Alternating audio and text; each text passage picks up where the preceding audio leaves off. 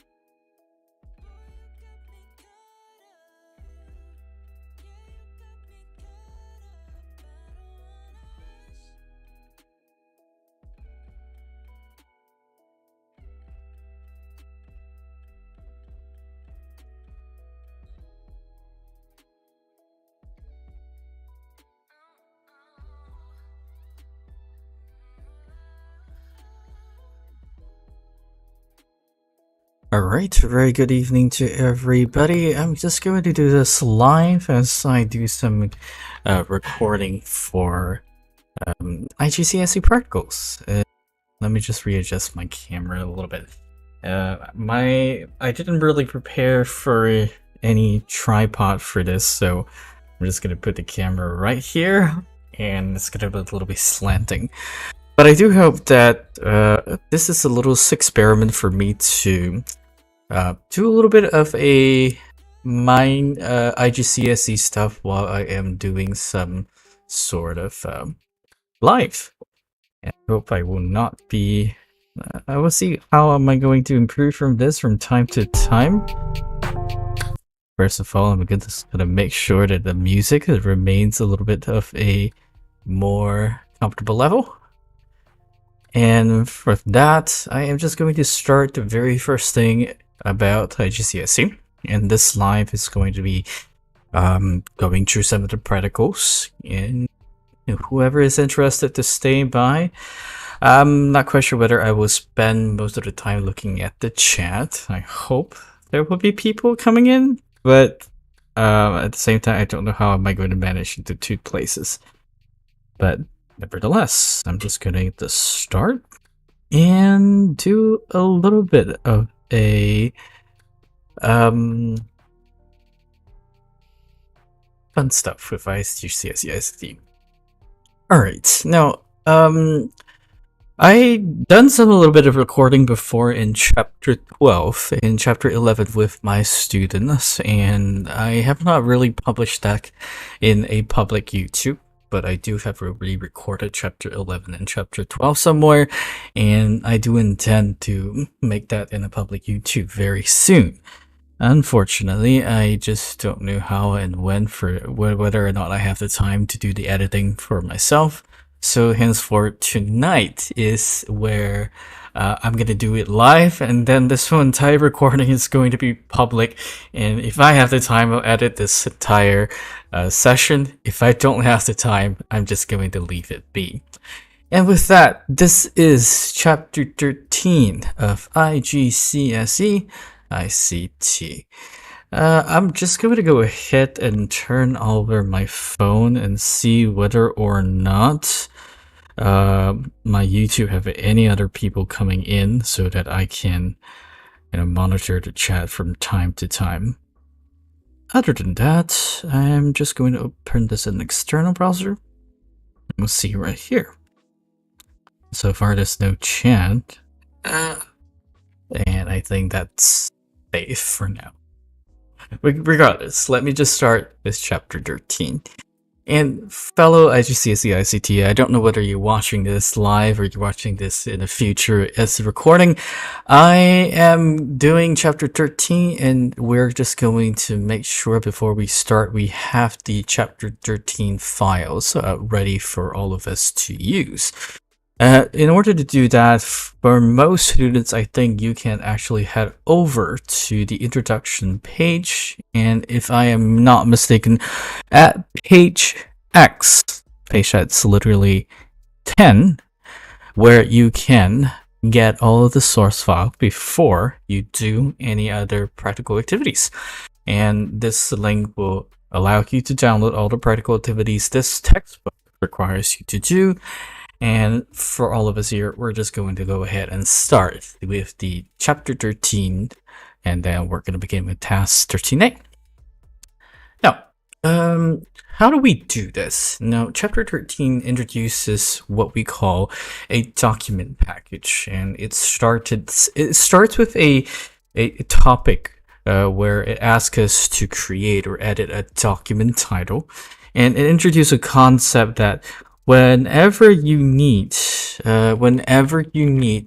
create a new document, whether or not in Microsoft software, there's always a need to create a blank document, and you can also do that you can also do that by opening existing documents if there are documents that you already want to work into.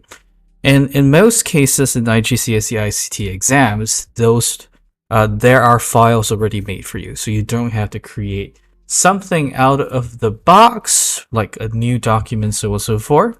Let me just check my editor a little bit so I can see whether everything's working fine. Okay, it is. All right, so you don't have to create. Let's come back again. You don't have to create anything out of the box. No blank documents needed unless the examinations requires you to produce something new. But most of the time, you don't really have to. So chapter 13 starts with that little bit of a concept, and then we're going to go on to the task 13A right over here. Now, this question, it's a little bit, how do I say, contradictory, because it asks you to create a new document, and then after creating a new document, you have to open the file called text1.rtf. Then you're going to change the document heading to winter weather forces schools to close, and save the document as task 13A. And before we do that, I'm just going to go ahead into my local folder right over here. And I usually do this local folder with my students over in the documents folder. That's how I will do that, and I will name it as a demo folder. Since I already started a little bit with my students before, I'm just going to go ahead and delete that. And then I'm going to create a new folder over on my computer, desktop folder, and I'm going to name this as chapter 13-David. Okay, usually I do that with my students at school, so that because we shared our devices most of the time, and naming our names should be easier for us to find. Not a perfect solution, but it's just easier for us to find our files of folders in the documents. So what we're going to do right here is that, as per this textbook, if you have already used the Hotter Education before, publisher before, they require you to create a source file, and of course you have to create a folder called work. And how do I do this very quickly is that I use the keyboard shortcut Control-Shift-N, and that's way faster than clicking the one at the top, or maybe right clicking, then go to new and then select a new folder. And so I already downloaded this somewhere for this. These are all my other installation files to get ready for this stream. But I do have the IGCSE ICT source files downloaded from Hotter, and these are all from the chapter 11 to chapter 21's the source file that we can work on. And so we're in chapter 13. Let's go inside of chapter 13 folder, copy the entire files right inside chapter 13, and head back to documents and go back to the source file folder and paste everything right here. And that's basically how I start most of the new chapter. And let's head back to the question they ask is to open the text1.rtf. You don't really have to go and create a new document. If you want to, that's really up to you. That's just an extra method. What I will do is that I will head on to this text1.rtf, and since this one is already a Microsoft Word kind of a default app, I can just double click and open this, or I can just open with, if some of your devices are not open with a default app called Word, but mine is, so I'm just going to select Word and just select always use this app to open the RTF files. Okay, I'm gonna just put it there and let it open for the time being. Okay, now when this is open, you can see that this is the text1.rtf, some kind of information. You don't really have to worry about what it is. Just follow the question itself. We're just gonna have back here. I'm just gonna put it on the right so that you can see what the question is actually looking forward for. And on the left, I'm just gonna put the text1.rtf on the side. Okay, so they ask us to change the document heading, and we're going to put this as winter weather forces schools to close. All right.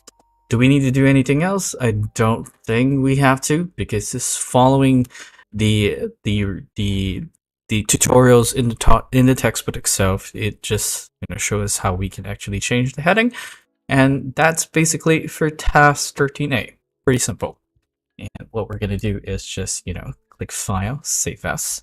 And then what I'm going to do is I'm going to just select Browse on the Microsoft Word, and I am going to save it at the work folder. Why save it in the work folder? This is easy, and that's just what this publisher wants us to do.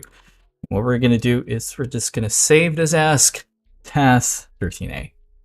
And don't forget, now, this is very, very important in the examination. You have to save a Word .docx file, so a Word document file, rather than rich text RTF. And most of the time, they want you to show an evidence on that, so you do have to be careful before you save this, and then you just select Save. Okay, once that is saved, we can proceed to task 13A. No, sorry, task 13B. No, task 13B will require us to do task 13A. So what we're going to do is right here, they ask us move, let me just make this larger, move the last sentence in the document so that it becomes the last sentence in the first paragraph.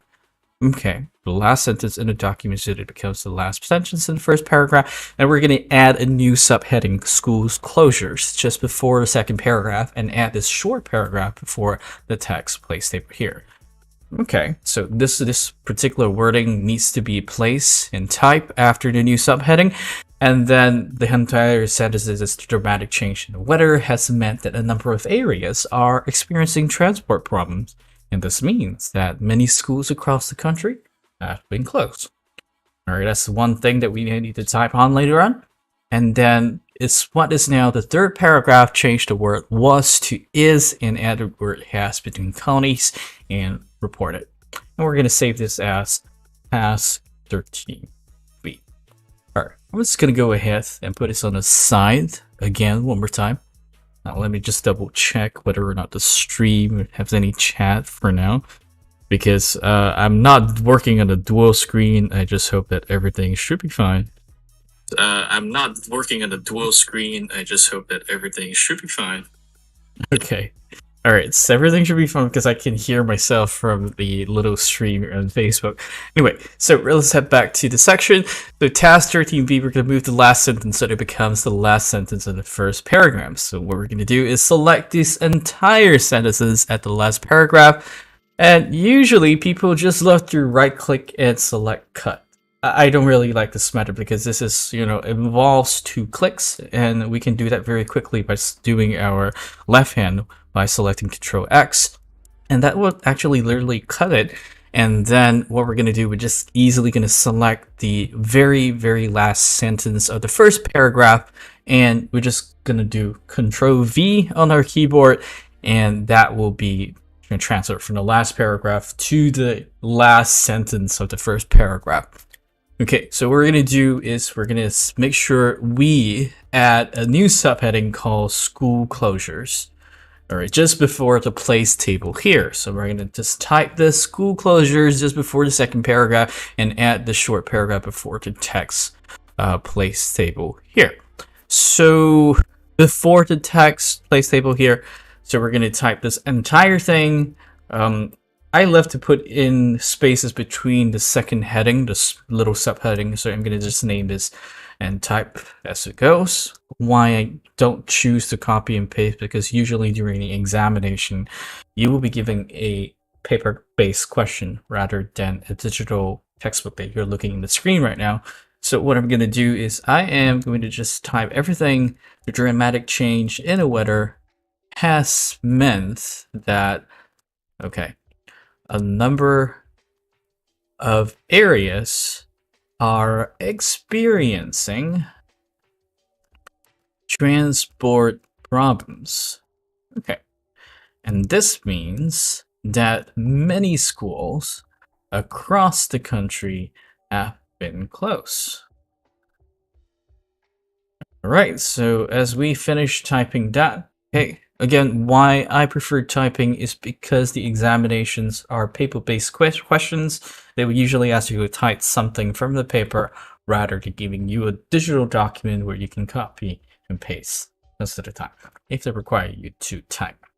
All right, so that is what we're going to do after typing the paragraph. And the next sentence is what is now the third paragraph, which is this one. Change the word was to is. So this was.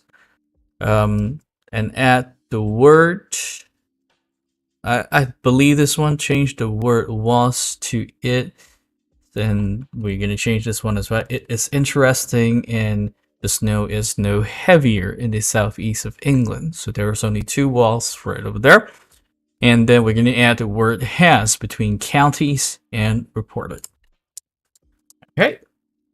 And I think that's basically it. If you really want to double check or confirm what you have done is correct, or what I have done is correct, it's basically the same. All right, the same advice that I just given to you, Control X, Control C, Control V to cut, copy, and paste. And then we have changed the word from was to is from the original. And we're going to just go ahead and save this as task 13B rather than task 13A. So don't save this using this icon. For most of the students may make that mistake. I would prefer doing this by saving save as, selecting this file, save as, and then once again selecting browse, and make sure we rename this and put it as task 13B. Once again, we are done. Second task. Now the third task is 13C, and we're gonna open the file, which is we're already open, and we're gonna insert table 1.csv as the table within the document. Now I don't really usually do this by selecting the table right over here, because in this particular method we need to convert some of the we need to open the file table 1.csv right over in Microsoft Word. Then this will help us to convert in a table. This is what the textbook recommends us, and I can actually show you how to do task 13C pretty straightforward. So here is task 13B. Okay, but we must open up a new Word document that is partly empty. Now what we're going to do is we're going to head on, I'm going to just enlarge this. We're going to head on, select the insert tab at the top, and then in the middle table, we're going to select Excel spreadsheet. Oh, sorry, that's wrong. That's not correct. I apologize. Now, we have to go back to the source file, and then, I apologize one more time. We have to go on to this one. All right, a Word document. Sorry about that. All right, we're going to head on to this little one, and then we're going to open a new document as I showed you before. And what we're going to do is we're going to go ahead and select open, and then we're going to select browse. Now, I'm going to go back to the source file folder on chapter 13, and you probably could not see anything right here because these are all Word document types to be displayed. And what we can do, we can select at the bottom. Oh, my camera is a little bit hot, so it may not have the camera turn on for some time. And let me just put the camera off a little while so that you can focus on the big screen instead. All right, give me a moment to turn that off.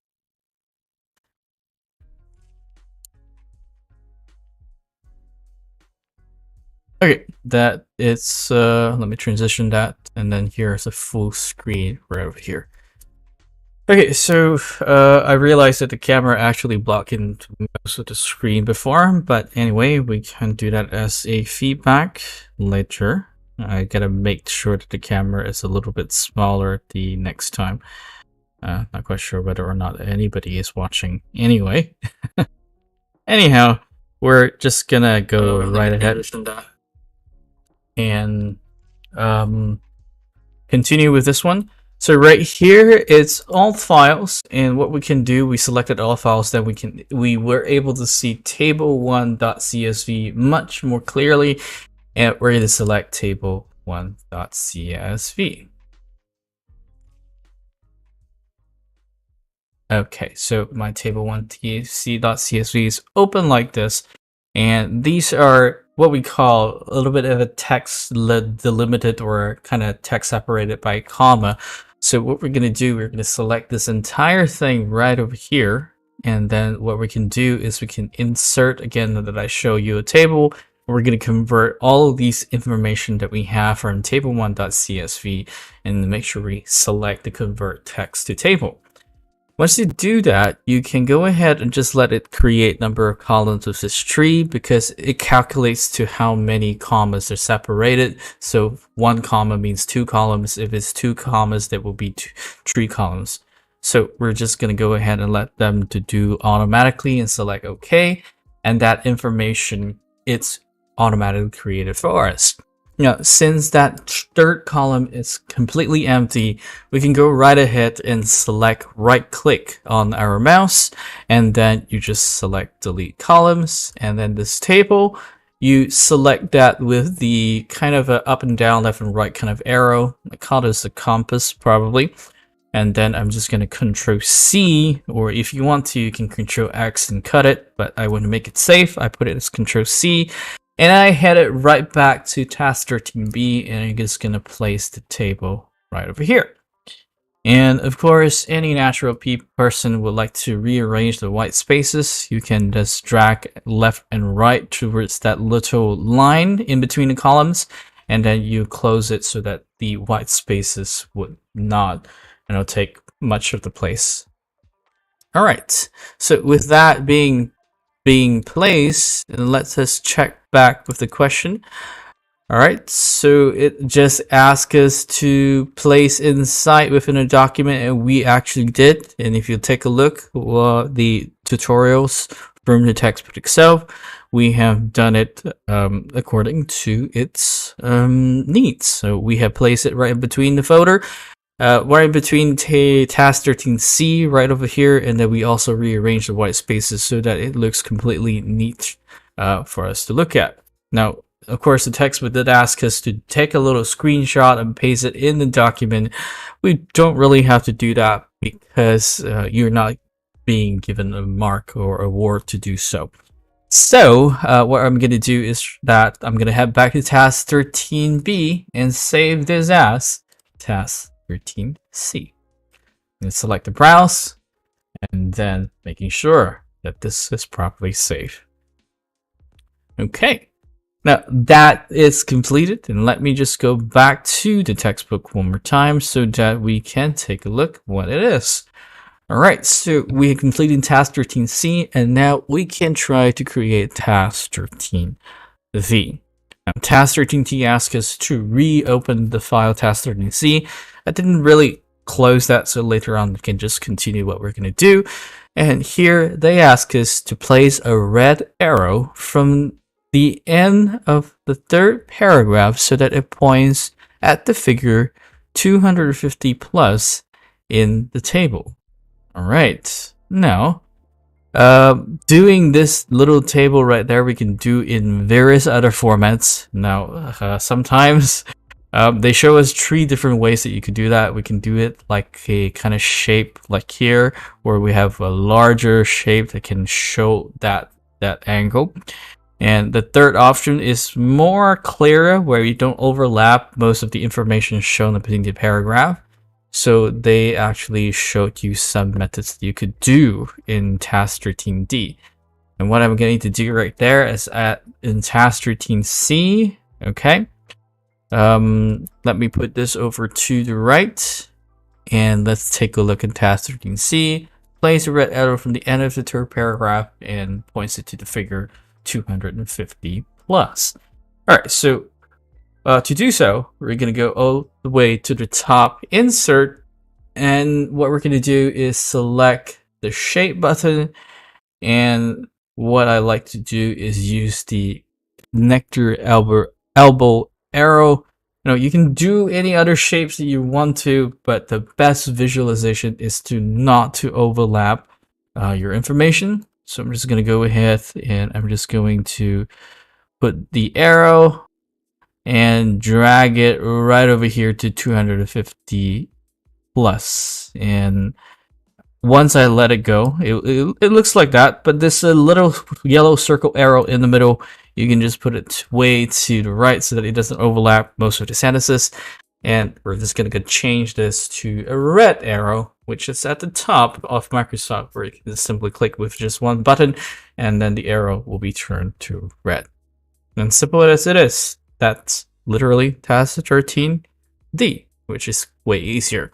But of course, the tutorial from the textbook will tell you to go into the main menu so that you can change the color on your own.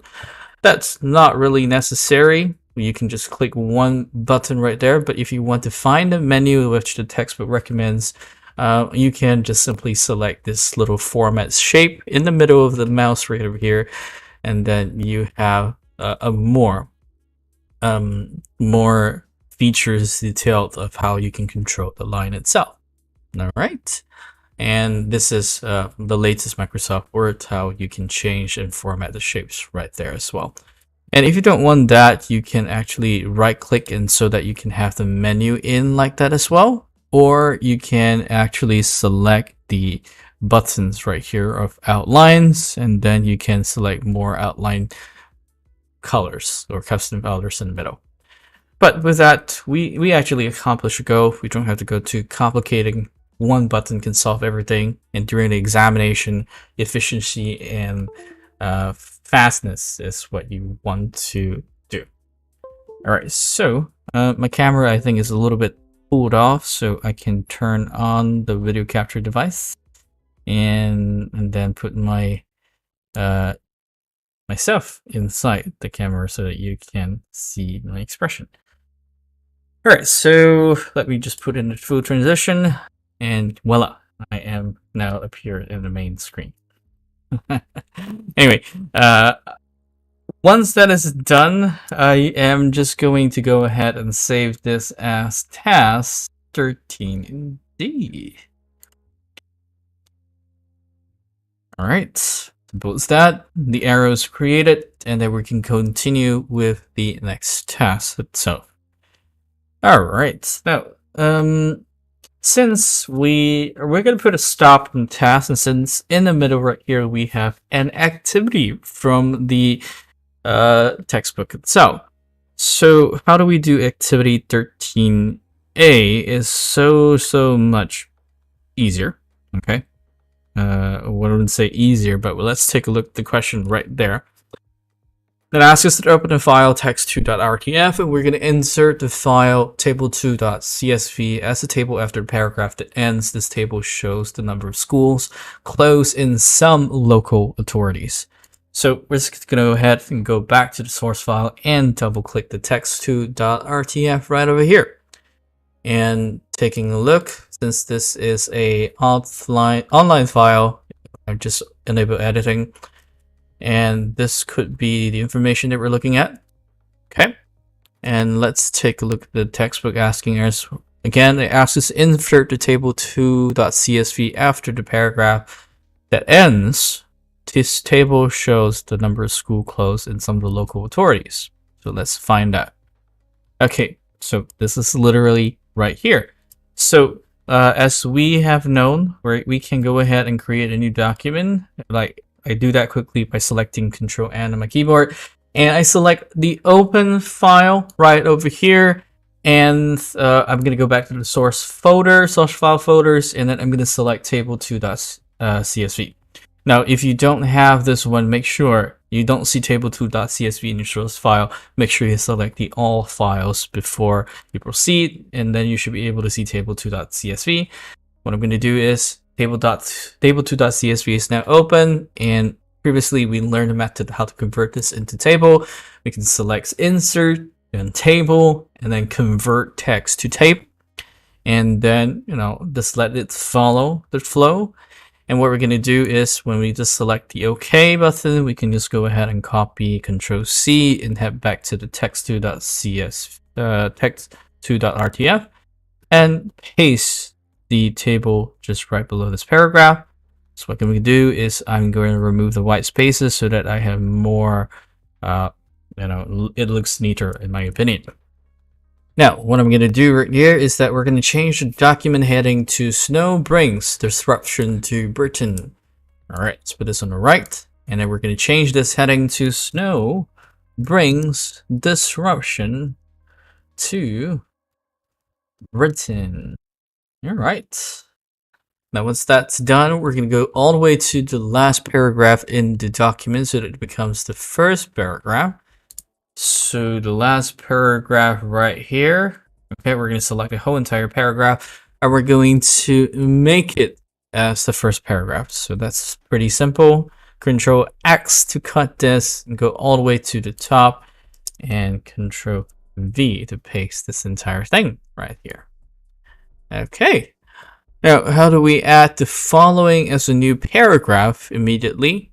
Add the following as a new paragraph immediately before the paragraph that starts flight were suspended. So it's right here, just between this two things. We're just going to press enter so that we can have a new paragraph. My camera is a little bit hot again, so I'm just going to go ahead and remove the webcam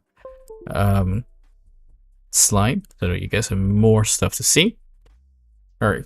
So right over here, okay, back here, we're going to add this paragraph and select heavy snowfalls were reported to the north of London. And London was also affected, but not to the same extent as the disruption that had been caused the week before. All right, excellent. So we have done that, and in the last paragraph we can change the word weird to unusual and add the word national between many and newspaper. So we can change the word weird in the last paragraph, and I hope this is the last paragraph that we're going to see. And this is the weird. We're going to change this to unusual. I don't think we have any weird wordings right here in the last paragraph, and we're going to add the national between many newspapers. I think right here, many national newspapers. And basically, this is activity 13A, simple and easy. We're just going to go ahead and save as rather than clicking the save button. Every time we work on Microsoft Word, we're going to make sure that we save as rather than save. We're going to go back to this folder and we're going to go on to work, and we're going to save this as activity 13A. All right, so that's how, once again, for those who just came in or whoever watched this in a future recording, this is this Hodder publisher recommended way of saving and organize your files. If you done chapter 11, you know what I mean. Alright, so we've basically completed activity 13A, and then we're gonna go ahead and try and do task 13E. Now, task 13E wants us to specifically create a file or create a table. So we're going to go ahead and open the file that we previously created, which is the task 13D. I don't recall deleting that one or closing this. So we have task 13D open. So I'm going to put this over onto towards the left and the questions on the right. So the question says, open the file task 13D, which we already did. And we're going to add the following text to the end of the document as a new paragraph. Okay. To the end of the new paragraph. That's a new paragraph. So we're going to type this on. The new paragraph right here at the end. We're going to type temperatures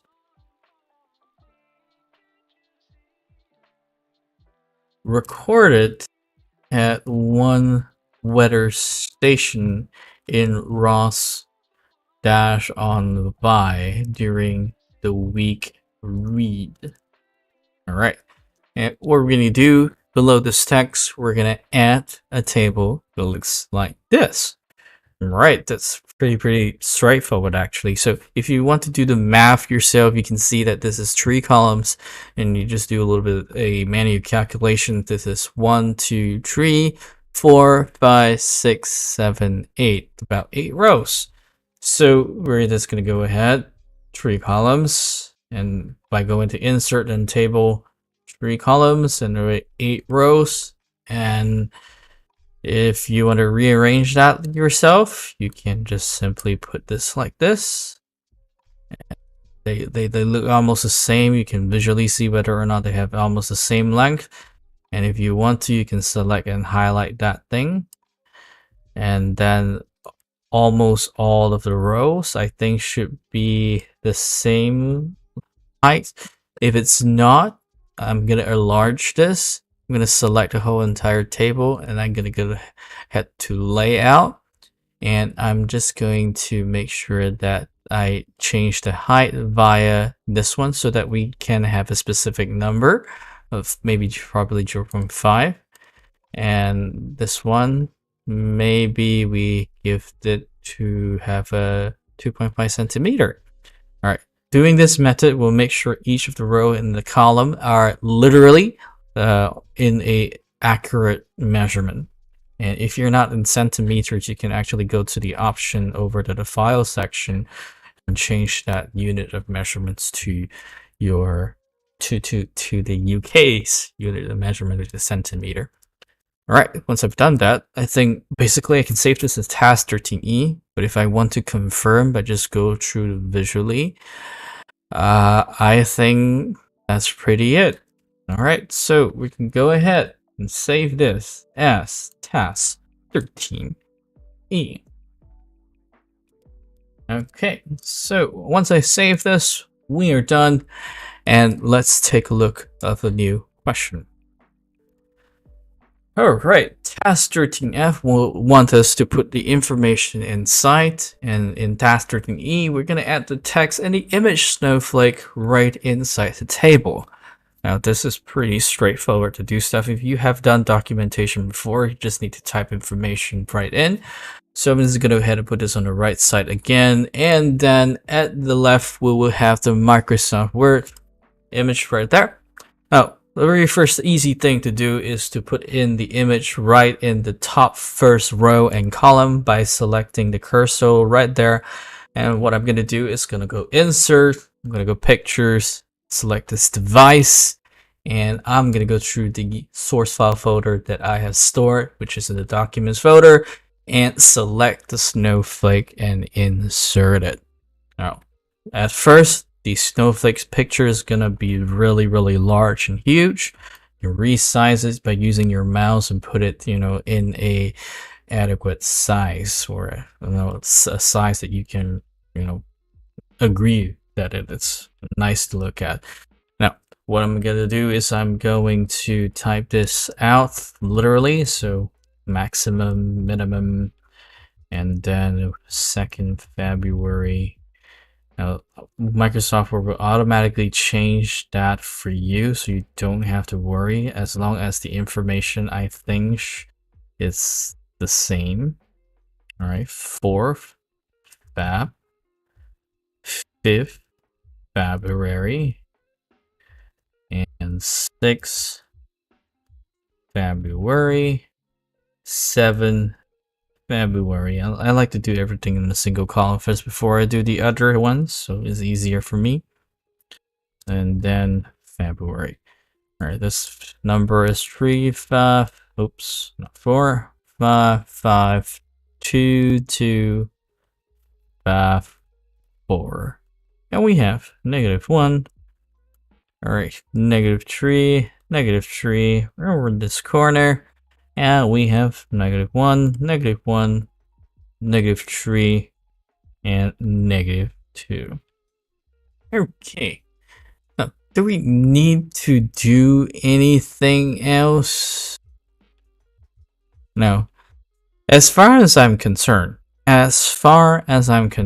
even though they do not specifically tell you what kind of font that you need to change this to, what kind of visualization that you need to do that, I do recommend that you have the same, bolded headers that you see right here, and then you put maybe it's not being asked you to do so. Even the textbook doesn't show it that you need to put in some colors or you need to change the font.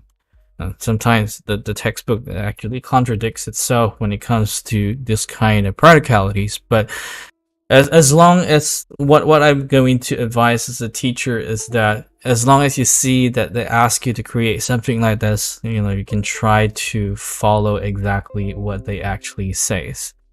Alright, I'm gonna go ahead and turn on my camera one more time so that you guys can see me. Zoom this in and you can just see here. Alright, camera cool down so you guys can see me what I am trying to do. Alright, so I have here, okay, well, like I said, let's continue. Let's try to do exactly the same. So what I'm going to do is that I'm going to put in almost the same color of teal. I think so. Alright, light blue. Can I go even lighter for this? And this is not dark. Alright, I think I'm going to go something like this. A little bit of accent and color. Or maybe even lighter. No. Let's go to the more color section and select something similar to where's the color right there, and this should be fine. Similar, and you can see literally that this is an Arial font or a sans serif font. For those who doesn't know what a serif and sans serif font, sans serif fonts mean words without extra lines, and serif fonts are words with extra lines or characters with extra lines. It's basically something like this, and Arial is like this. There's no extra lines in between. All right, what's that is being done? Basically we can go ahead and save this in task 13F. We don't really need to do the color and the typography thingy, but we just gonna go do it as for the sake of it anyway, because most of the time in the examination they will ask you to create and show something similar and they will give marks for that. But since this textbook doesn't really give you a clear indication, we're just gonna do it for fun. Okay, now right here at activity 13B, before we head on task 13G, we're gonna go and create a new document that looks exactly like this. Alright, now this one we don't have to do any other kind of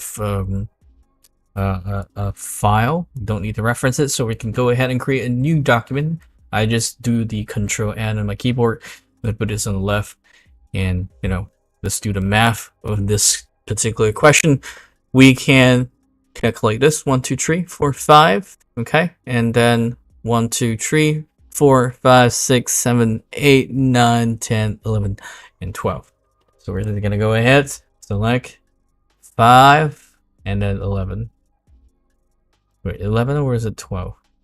All right, this is more. So let me just calculate again because I got 1, 2, 3, 4, 5, 6, 7, 8, 9, 10, 11, 12. All right, 12. So 12 rows. We can just type it in.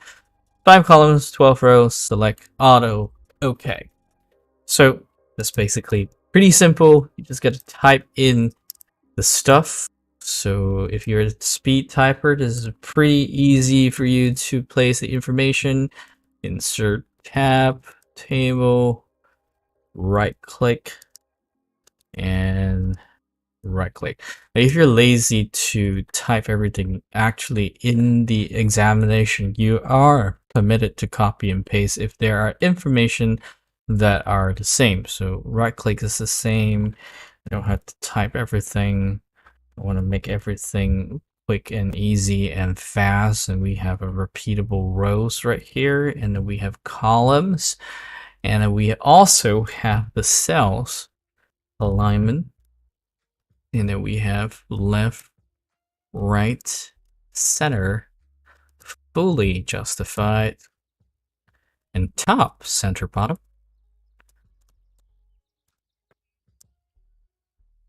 We also have the color shading, rows. Once again, if you want to copy and paste that, that's completely up to you, but I type pretty fast anyway, so it doesn't really need me to go through. Okay, grid lines, show, and hide. We also have, call here text wrapping, and we have cells.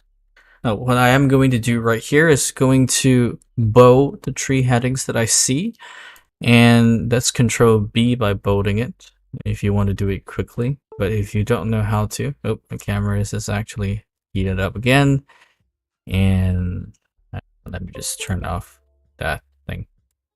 There you go.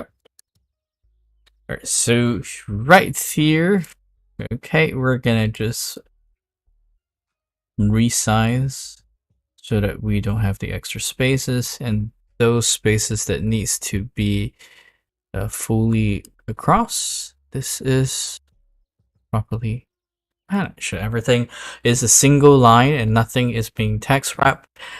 And I can literally say, create a new document with the title skills to practice using tables and create this below the title.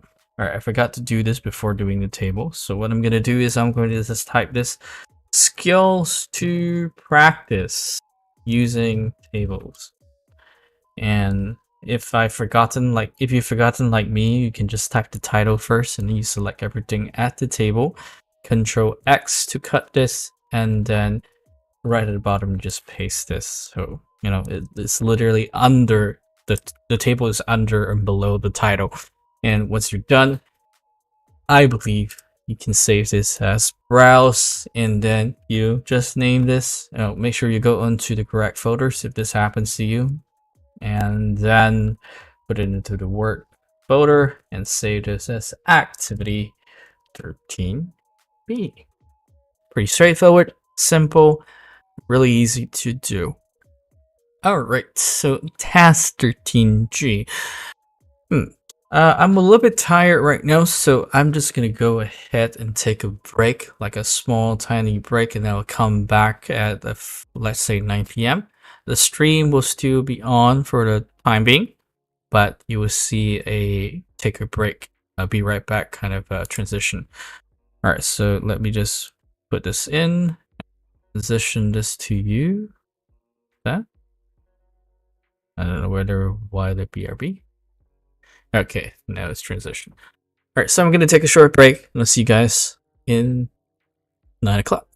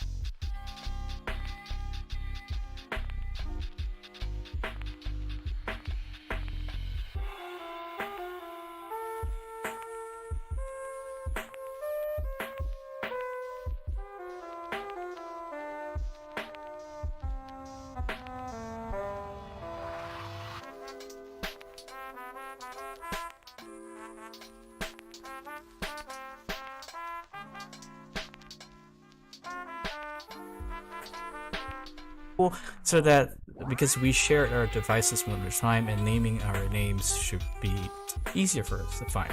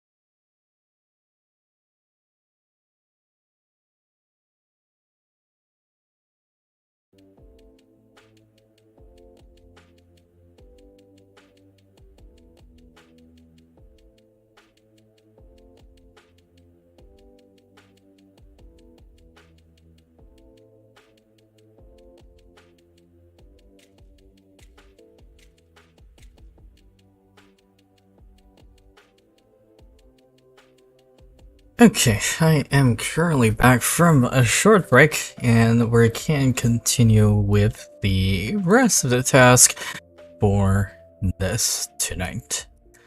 So this was task 13F, and then I believe that we already created for activity 13B. Now, for the people currently, or two people currently in Instagram.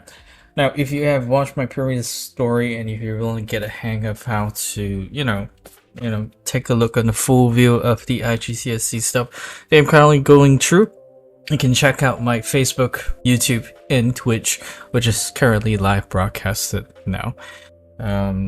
It's not live broadcast in Instagram in the proper format because Instagram often likes to make it, in a portrait orientation. And doing this, I require to do a landscape. So in Instagram currently, it's not on the proper live stream format. So if you're in Twitch, Facebook, and YouTube, this is properly broadcasted in the correct format. Okay, now I'm gonna go back to the live scene. I'm gonna turn on the webcam, and of course I've forgotten to turn down the music. Alright, so the music is sometime in a comfortable level, and then I think I can proceed back to the editor. My webcam actually turn on. Yes, here we go. But I need to zoom in a little bit so that you can see me, I hope. Oh well. Never mind. Let me transition this to the main one. Okay. So it says here, let me put this as, alright, we're done with activity 13B already, and in activity 13D, we're gonna open the file called the table.rtf and insert a new column to fit between the data for Bernice and David. And we're gonna enter the following data into that column. Oh, thank goodness, we don't have to use any other previous files, and I think we can actually put this task 13F aside for now. And we're going to go ahead and open up the table.rtf file, which is recommended by the question itself. So once you open the table.rtf file, it looks like that. We're going to put this on towards the left so that we can take a look at the question on the right side of the screen. And people over in Instagram, nobody's there. Not that three of these streams have many people, but this is also for the future recording as well. So right here, we open this file, and what we're going to do is we're going to enter the following data into that column. So we're going to enter for Charlie. Is it? We're going to fit between the data for Bernice and David. So what we're going to do is between Bernice and David, we're going to add a new column by right-clicking this, and then we're going to insert and put the columns right here. And what we're going to do is going to type Charlie, and we have 27, we have 59, and 98, 61, and 33. Alright, so they ask us to enter a new row above mathematics and enter the following data into that row.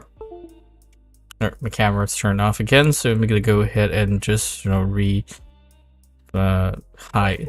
that webcam.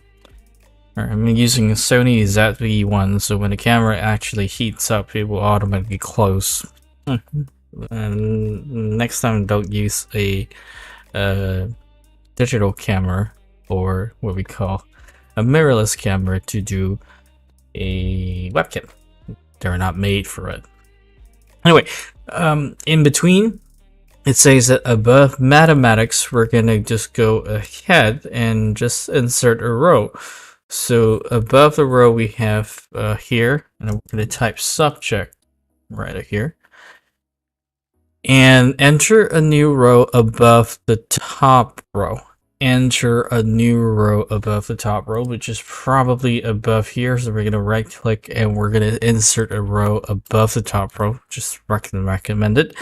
And it asks us to delete the row for physical education. So we're just going to go ahead and delete this one. So right click, select delete cells, and then we're going to select delete entire row. and move the column containing Zoe to the right of the column containing David. Now, this is a little bit tricky, so what we're going to do right here, how we're going to move is that we're going to maybe, I don't really like to move things right over in Microsoft Word, because if you actually try to just move it right there by Control X, yes, the whole entire column, when we cut it out, we can say that Zoe's data is being cut out. And what we're going to do is that we're going to create another column, right clicking right here and put it on the right side, and then we're going to paste the entire thing so that Zoe data has done that. But when I paste that, it inserts a new column, so that means all I have to do is just to select a space, and then Control V, and Zoe will be created a new column for themselves. So right now, to the right of David, so we do have Zoe properly placed here, and what we're gonna do is we're gonna merge all the cells in the top row of the table and add the text test scores for class X1 into the cell. Alright, that's pretty simple. We're gonna select the whole entire thing right here, and what we're gonna do is gonna right click and we'll select merge cells, and voila, the whole entire thing in the middle will be merge. And we can just write down test scores for class X1 into the cell. Pretty easy and straightforward, if you ask me. So right over here we have the what we call the entire task done. We can write save file, save as, browse, and we can go ahead and save this in task 13G. Very straightforward. And oh, I made a mistake. Now, this is a very common mistake during the examination, so you got to double check. So instead of saving it as an RTF file, we should not save this as an RTS file. We need to save this as docs. So I should not save it in the source file as well. I was careless. And what I'm going to do is right there, go back to the work folder, and then I select the work folder and select task 13G. That's done. Now, how to rectify the mistake that I just did, I'll go back to the source file folder that I just saved, and just go ahead and delete that. Now, it just says that this file is open, so what we're going to do is right there, let's close the task 13G, and let's see whether we can remove this one. Yes, we did. Okay, awesome. We have the task 13G deleted. Yay. Now, let's back to the question. Alright, these stuff we already know. We have done so. We don't really need to go to tutorial because I knew everything, and I have demonstrated to everybody right here in this live/recording. Now, after done with 13G, we can look at task 13H, and this time we need to use the file called task 13F. Okay, let's go back to task 13F, and we can do that by going back to the folder of our work file, and let's open up task 13F, which is this one. Now, let me just place this over on the right hand side, and let's take a look at task 13H. Now, task 13H says open the file that you save in task 13F and sort the lower table into a descending order of a minimum temperature, and save the document as task 13H underscore minimum, and then we also have the task 13H underscore minimum. Now, doing this information, well, the examinations, or what we call this particular task, what's this to do with Microsoft Word? In my opinion, sorting table in Microsoft Word can admit disaster if you don't do carefully. So what I'm going to do is going to make sure that we follow the tutorial, and they actually told us how to do that. So what we're going to do is right here, we're going to select all the information right here in the middle of the table, and as the information already shown us just now, we can sort this as we can sort this at the top of the paragraph. So What we're gonna do right here, okay, we have already selected that, and now this one is way different than the textbook asks us to do. So I'm gonna just make sure I select column 3 instead, and then I'm going to select this as a ascending order because this is minimum temperature, I believe, because descending order. So we're gonna do this as a descending order first. So I selected column 3 already, and the type of column 3 is a number. So then that should be fine, and all of the information are now being sorted out as a descending order from right over here, and you can see that everything has been ordered in that way. And what we're gonna do is gonna go save file, save as, browse, and what we're going to do is we have to follow the naming of this file. Now you must, because in the examination you must show evidence of how you save your file sometimes, so just follow. So task13h underscore minimum, and we're going to go here and save this as task 13h. Oh, sorry.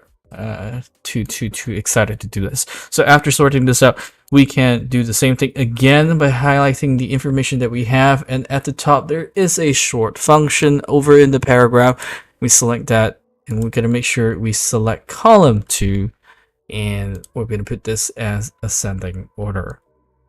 So that's the maximum, because it asks us that we need to set ascending order of a maximum temperature, and that should be it. We're going to go ahead and save it, browse, and this time we're just going to change the sentence in the middle and just put this as underscore max, and click save. Alright, I'm going to turn on the camera. I think my camera is a little bit cooled down. Let me just go back to Streamlabs to enable the video capture format. I hope you guys can see me. I hope, yes, you guys can. Okay, so let me just transition there. Let me just align the camera. I don't know why the light is blinking, but at least you can see me. That's pretty awesome already. Okay, so task 13h should be fun. And at this moment, we are going to create task 13i. Now, task 13i, we're done. Task 13h, so task 13i should be straightforward. And this time, we're going to open the file, save, and task 13f one more time. So we're going to head on to task 13f and open the file that we have already created. That's very fortunate that we don't oversave some certain files, because this textbook wants us to reuse some of the files that we use. So we open up task 13f, and this time it asks us to narrow the columns in the top table so that there is a minimum white space but no text wrap within a cell. We're going to set the text wrapping option for this table so that the body of the text of the document flows around the table. Okay, now float around the table. I kind of don't see the point of doing this because there's no information is going to text wrap. So, oh yeah, there is. Based on what it means of a text wrap around the table, that means this entire paragraph will wrap across this table. So what we're gonna do is that we're going to move the cursor around the top of the table. We're gonna select this one. And what we're going to do right here, we're gonna just select this entire table. And then we're going to right click and go over to table properties. And as you can see, we can narrow the columns in the top table so that there's minimum white space but no text wrap within a cell. So we can do that manually because I already minimized that one long before we did this task. For those who have no idea what it was, it's that this minimum white space, there was a lot of space when it first pasted. So before saving this, I really minimized to look at much more neater, and that actually complete this paragraph. But this one, it asks us to set the text wrapping so that the body of these entire paragraphs, this text, can be wrapped around it. So we're gonna just go ahead, right click, go to table properties, and we're going to select around and select OK. And you can see that all the entire text information are now being wrapped around. But I don't like that little arrow. Looks a little weird. Okay. But once again, it didn't really ask us to rearrange the arrow. No. That's why I don't really like the textbooks and interpretation sometimes. So if I want to really arrange this really nicely, I'm just gonna go ahead and put that over to this paragraph because that's what ask of us. Alright, now this one is a little weird, but let's do this. Okay, so if I want to follow the previous example, a question that asks us to put this right here, this one should be at least, you know, nice to look at. And how do I just make this? Can I put this over to the top? No. If I want to make this sounds more professional looking, I think like this. I believe this looks way nicer. But once again, it does not ask us to do this, and even the tutorial, they completely forgotten that the arrow actually existed. And should we remove the arrow? Because in this section, they did not, and totally forgotten the arrow itself. Literally forgotten the entire thing. But, you know, I'm just gonna keep it for the sake of keeping it, so that, you know, the table looks like that, and then the arrow is actually inside of this one. If I want to take a look at right here in the textbook, I don't think they actually talk anything about the arrow, so I'm just gonna leave it that way. I have done the objective. I have make sure that the paragraphs are being wrapped around like this, and it looks way professional looking in this way. Okay, so the camera is a little bit off again, so I'm gonna just remove that transition. Okay, so that's done. We can go ahead and save this attached 13i, save as, browse, and save. Okay, now for the time being, once we're done with this, we can go to task 13j. We're going to open the file that you saved for task 13i. We're going to right align all of the cells containing numbers in the second column of the top table. Alright, center align all the cells in the top two rows, the row containing north. Right align all the cells containing numbers in the second column of the top table. So, top table, this one. Right align all the cell containing numbers in the sub table. So we're gonna right align the whole thing right here. Select everything over in the second column. Right align. Done. Okay. And I think this one is also going to right align as well. Apologies for that. Right align. So the close is also right align. Okay. And then center align all of the cells in the top two rows containing north. Top two rows containing, and the row containing north. So top two rows, which is this two things, I believe, center align in the top two rows in a row containing north, and this one is center align. Okay. Now, make the top row of the table twice as high. Vertically align all data in the middle. Vertically all the data in the middle of each cell. Okay, so we're gonna make this twice as high. So something like this, I believe.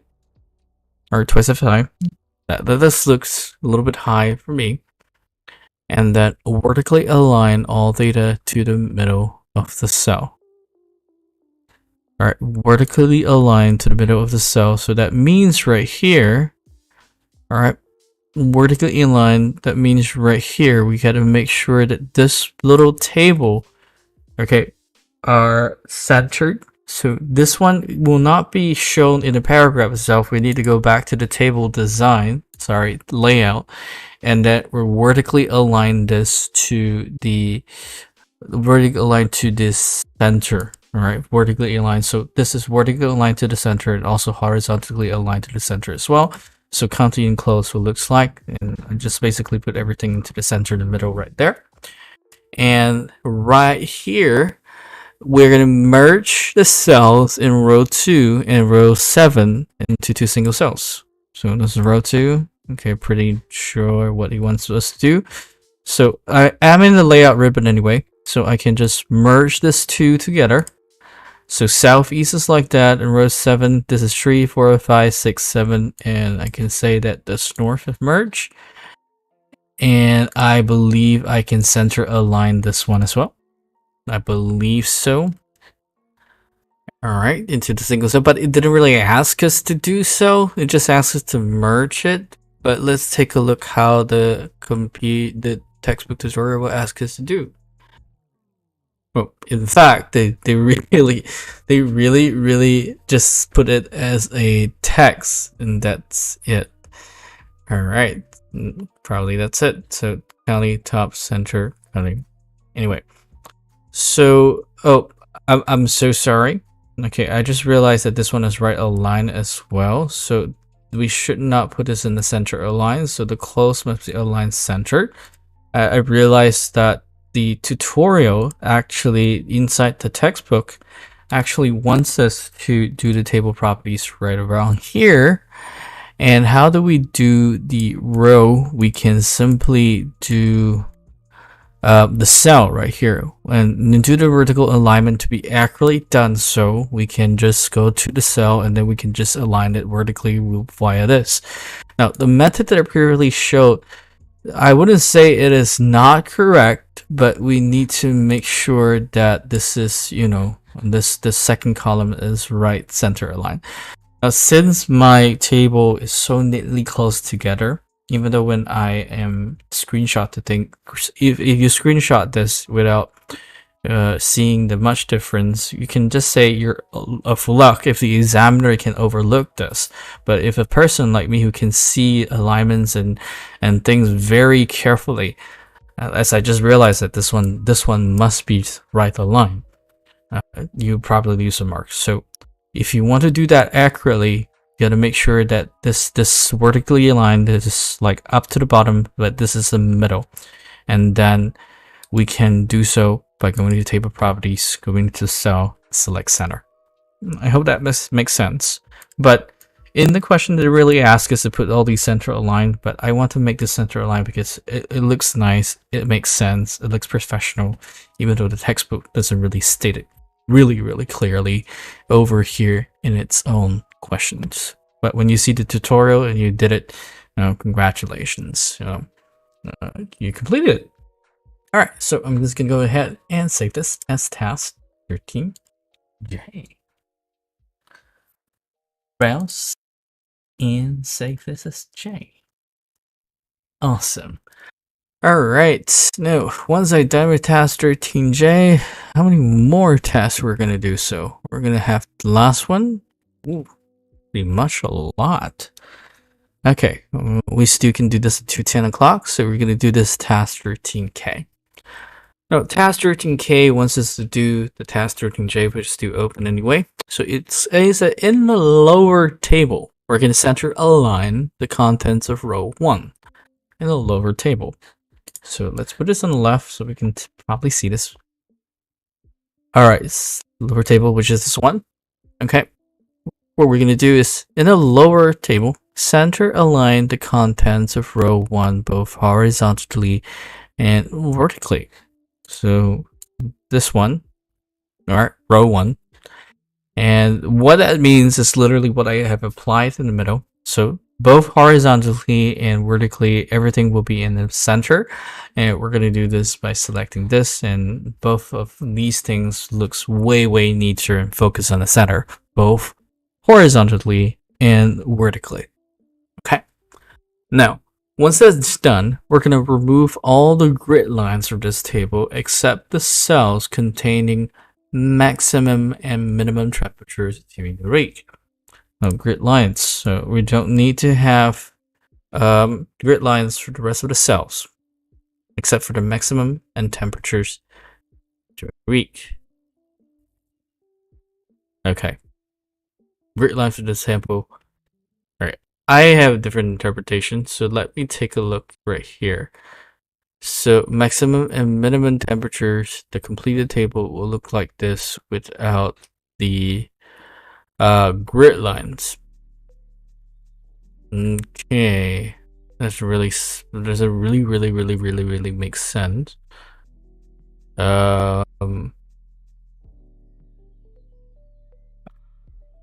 Let's take a look. Remove all grid lines for this table except those cells containing the maximum and minimum temperature during this week. Okay. So remove all the grid lines. I can say that I select everything and then I go to table design. And what I'm going to do is I'm going to select no borders. So no borders right there. In the top table, all right, remove all grid lines from this table except those cells containing maximum and minimum temperatures during this week. Now, this is a little bit confusing, so let's take a look what the tutorial asks us to do. To work on the whole of the lower table, click on the right click, table properties, borders, blah, blah, blah. And we have make sure the borders tab is selected and apply to boxes set the whole entire table. So we have one line right there. Remove all the borders, which I did. All right, and the grid lines, the borders within the table will usually show as faint dashed lines, blah, blah, blah. All right, so use the control key and cursor to highlight the cells containing the maximum and minimum temperatures for the week. Oh. Okay, the English language is a little bit. It's very vague in explaining this. It says that highlights the cell containing the maximum and minimum temperatures for the week. If they say it in a different way in English, that has the maximum or that has the highest maximum temperature have the lowest minimum temperatures for the week, and then we're gonna apply borders to the ones that has that. So what it means is that this one has the highest maximum temperatures during the week, so because it's the highest is 5, is 5, 5, 5, and these are the lowest, so -3, -3, -3. So we can select this one by selecting this as whole, and since this one is so way far away, we're gonna hold our control buttons and then we're gonna do this. And these highest maximum temperatures and the lowest minimum temperature, we're gonna apply borders to it, and we're gonna go and supply all borders. Okay, now the tutorial will say that it applies 1.5 points, but again, the question does not tell you how many points that you need to apply to. Okay, there's a clear problem with this publisher. The tutorial does different thing, the question does different thing. But once again, I think the tutorial does it because they want to make it much more clearer. So if you want to follow exactly what the tutorial wants to, the tutorial goes through the main big border table properties right here to make everything looks professional, and how to find the menu. You can click that and you can select 1.5 points like what it just showed you just now and select OK. And then voila, you have a thicker border grid line. Okay. What I find funny is that in the question itself, it does not tell you how many points or weight that you need to apply. Only when you go into the middle of the tutorial, hey, voila, you need to do 1.5 points. Okay. But anyway, so right here, we've done that. And what we're going to do is that in the top table, set the background color of all cells in the top 2 rows, and row 7 Alright, to yellow. So top 2 rows. So we're just gonna select top 2. And what we're gonna do is how I can select this top 2 background color. It's pretty simple. You can just, at the table design, you can just shoot everything right there as a yellow color. And then lower table shade the background of the top row. Oh, apologies. To say in the top table of the document. Okay, in the top table of the document. English people does not know how to clearly define the question. But anyway, so in the top table, which is this one, we should apply the yellow color, not this one. Not this one. So this one right here is the lower table of the document. They should add the sentence in the top table of the document. In the lower table of the document, shade the background color, top row with pale blue colored diagonal lines. With pale blue colored diagonal lines. What does that mean? Oh, there is a diagonal style. Now, to do this diagonal style lines, okay, don't worry about this particular method because I don't really often see IGCSE exams actually ask you to do these kind of style patterns before. Okay, I don't like this music, it's a little distracting.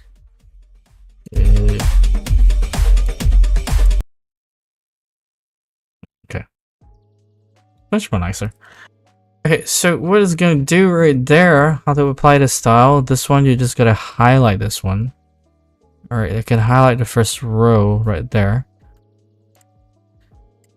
And what I'm gonna do is that I'm going to go shading, I think. No. What I'm gonna do is go to table properties.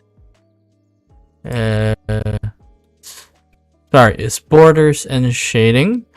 Alright, we go to table properties and then we go to table tab and select borders property and borders and shading. And then we're gonna go shading right over here. And here we can select a pretty clear style. Alright, hold on. This one, where they say LT up diagonal color. Alright, so I think we have to LT up diagonal. Okay, so right in the bottom. I mean, in this day and age, nobody uses this at all. I still don't know why this textbook wants us to do it. But again, light pale blue, something like that. And then we're gonna press OK. And then voila, we do have the diagonal lines, kind of a light pale blue shadow shading. Okay. Alright, pretty deeply into this feature because you will not be able to see these features right at the table design at the top right here. And in order to find that shading, that particular, this one, we have to go somewhere table design. This now the method that I show you is a very long way by going into right click table properties, then table, then go to border and shading, and then only to find this shading borders. It's like deep within this feature. And we can find that very easily by selecting this little tiny borders shading, and then voila, you do have this one right here over in the shading corner. And again, this pattern style color thing is not really popular to do so, but the textbook wants you to find this, to know that it exists, and voila, you have a light pale kind of a LT up diagonal. Okay, it's a little bit challenging for me. No, I can find all these little hidden stuff, and I do enjoy it. So it just say top row with blue colored diagonal lines. So yes, the question is it's not exactly clear. Diagonal lines. How can you find this by just based on this question? And what if you don't have a Microsoft Word, and how can you do this? that's a challenge. So we're gonna go ahead and save this as task 13k. Oh, I really don't like this music. So I'm gonna go back to Streamlabs, change. Okay, music looks pleasant. Alright, so task 13k is done. And let's see, we can do task 13j. Oh, task 13j is already done. So, alright, so we have task 13k, but we are met with a activity 13c. Now, activity 13c have no kind of tutorial, so whenever they encounter these kind of questions in the what do we call the entire document, it's going to be right here, right now. Activity 13c, I'm just going to create it. There's no tutorial they can reference, but here out, I'm creating a tutorial for everybody to look at.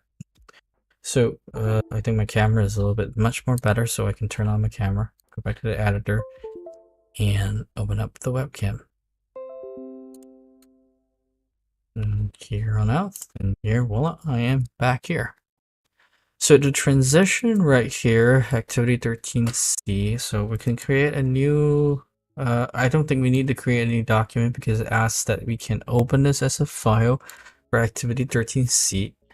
So I'm going to open this in the old school way, go to source file and select activity 13c right here. Now, so we can enable editing, put this on the left, and put this on the right. So it asks us to merge all cells in the top row in a single cell. All cells in the top row, pretty simple. Select everything right here, and I can go to layout and select merge cells at the top, and center align the text both horizontally and vertically. This is pretty simple. Just center this vertically and horizontally. So this is the center. Okay, so shade this cell with a mid-gray background color. Okay, so go to table design, mid-gray, something like that. Okay, I'm pretty satisfied with that. And after doing so, we can merge cell 1 and 2 and cell 3 and 4. So we can merge this, go to layout, select merge, this one, merge. Okay. Merge cell 1 and cell 2. And merge cell 3 and cell 4 in row 3, 2. Center align all text in row 2 horizontally. Horizontally would be this.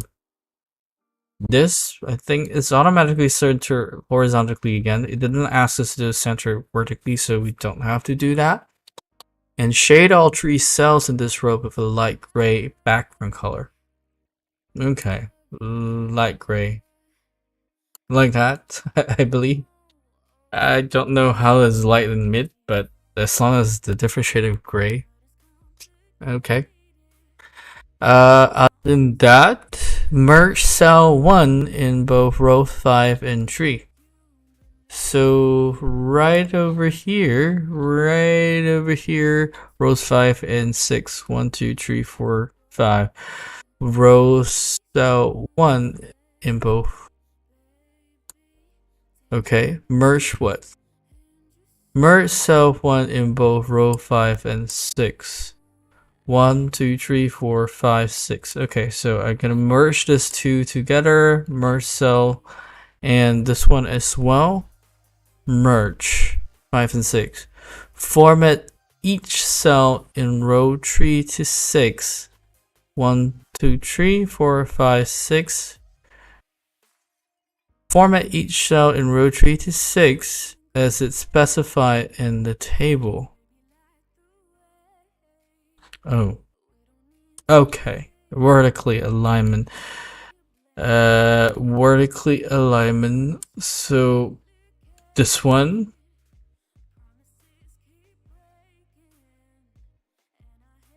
Okay, so follow to its description. So top edge, so it looks like this.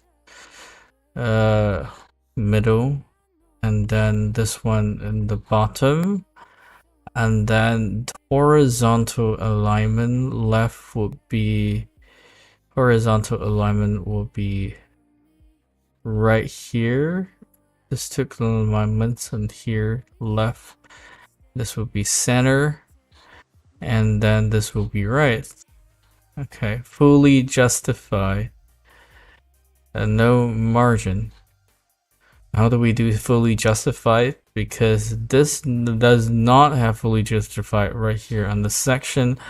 So I think I can just go to this paragraph itself and just select fully justified. Both left and right margin. Go all the way to the home page, home ribbon. And what we're gonna do is that thick tree border cell on this. So we can select this one, go to table design, and put this tree. Oops, sorry. This one must be highlighted as this. Yes. And then, can I just say I put all these borders like this way? Wait, tree pointers and then all borders. Why that one is being selected? I just want this border, and that border is also being selected as well. Never mind, I'm gonna do the border painter itself so that this one is tree borders tick. Yeah, it's a very primitive way, but if I do that way, it just selects all the way to here, so it's not something that I want to do. And this one, no right border, so we can just select no border and then painter right there, just no right border on that right side, no top, right, and bottom of the cell. Now, we can do this manually, pretty much easier. And then we can also no right borders on the cell. Okay, so I think that is it. Follow according to what this table is asking us to do, and we can place this as my name. Save it. All right. Oh, well, this one is pretty annoying. All right, let's go to another sound that is much more better.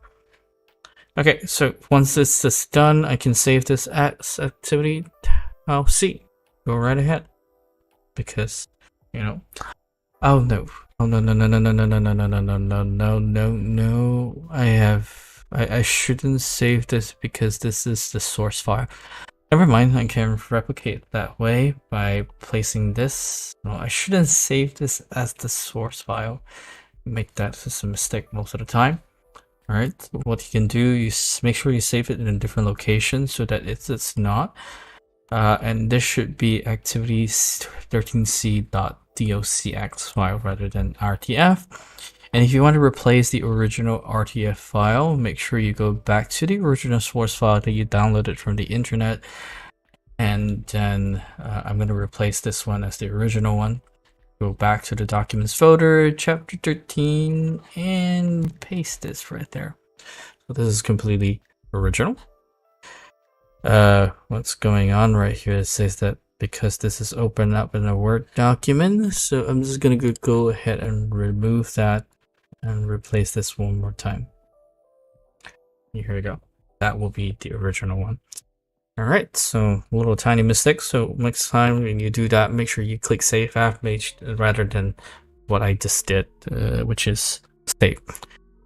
Now, other than that, we're gonna move on to the shipping.rtf. Okay, so edit the table, make the height and row containing Liverpool the same height as the other rows. So what I'm going to do is that I'm going to double click the shipping.rtf. Okay, and enable this thing right there. I'm gonna put this on the left again and then the textbook on the right so that we can take a look at this. We're gonna edit the table to make the row height for the row containing Liverpool looks the same height as the other rows. Now, if I want to do this, and we're gonna edit the columns and width and text wrapping so that the table will looks like this. Okay, and we can do this by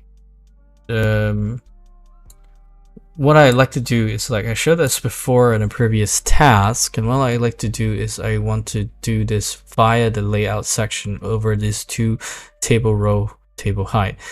Now let's do the table row first so that every table column first so that every table column will have the same width.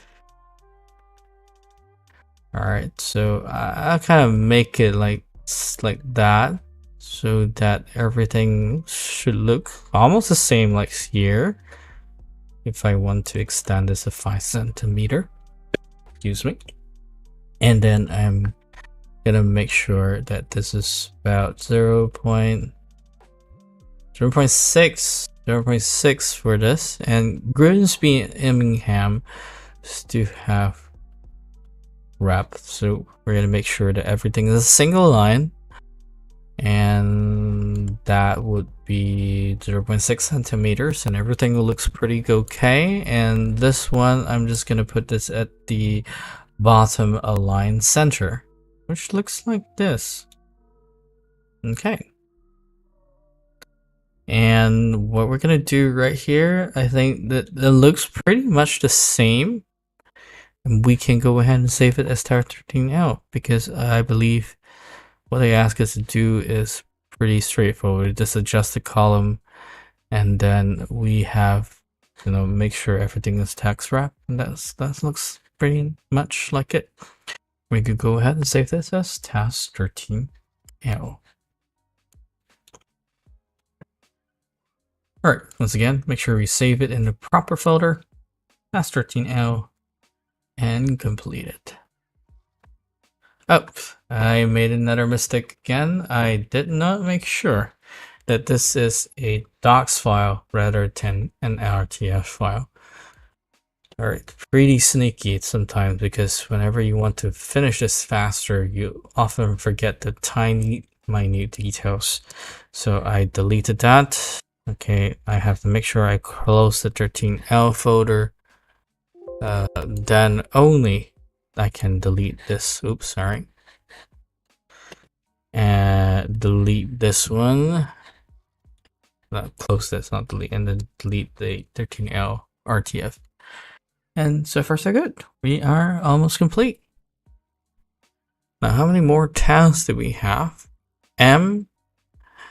Ooh, quite a lot of tasks for chapter 13. Alright, I'll tell you what, because we've already been online for more than 2 hours already, and I have to head back to do something else. But task 13M and task 13N, I will do so in another recording or another live, and also activity 13D. And we'll continue on chapter 14 after this. Okay, this is quite sufficient for me to do, because this is 2 hours and we still have quite a lot of tasks to go through. And I'll continue this by probably tomorrow night, I hope. If not, maybe next week again. But I do hope in this recording will be helpful for anybody who wants to follow through or have a conversation. And I will try to shorten this on. My camera is a little bit hot right now, so I'm gonna go back and reduce this. Okay. And here we go. Now, so stay tuned. I will try to make this recording or this live broadcast in a short chunk of recording, so that anybody who likes to go by task will be able to do so. And with that, if you actually spent some time watching this, thank you. I don't really expect anybody to, because this is a boring topic anyway. Who wants to stay here for life? Anyway, with that, I'll see you guys in the next live or in the next recording.